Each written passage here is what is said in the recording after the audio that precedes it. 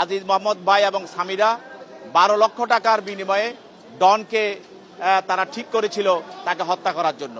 এই 12 লক্ষ টাকার চুক্তিতে ডন, ফারুক, জাভেদ সহ আরও অন্যান্য আসামি, মোট 11 জন আসামি, তারা তাকে হত্যা করার পরিকল্পনা করে।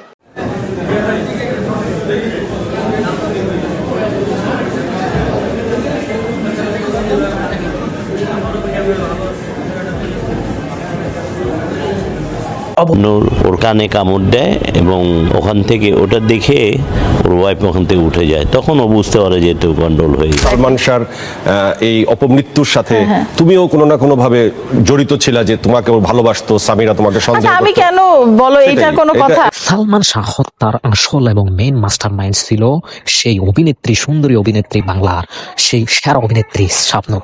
হ্যাঁ সুপ্রিয় দর্শক, আপনি ঠিকই শুনেছেন। আপনি এটা শুনে হয়তো অবাক হতে পারেন, কিন্তু চূড়ান্ত বাস্তবতা এটাই বলে।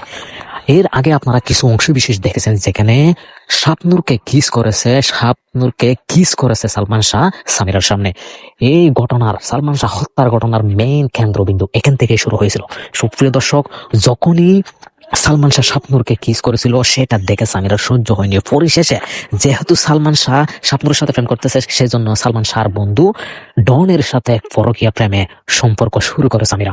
সেই সম্পর্ক থেকে আস্তে আস্তে গভীরতায় যেতে যেতে যেতে যেতে এক পর্যায়ে তারা এমন কঠিন এবং বিশাল সিদ্ধান্ত নিয়েই ফেলেন যে যেখানে সরাসরি মৃত্যু করতে হচ্ছে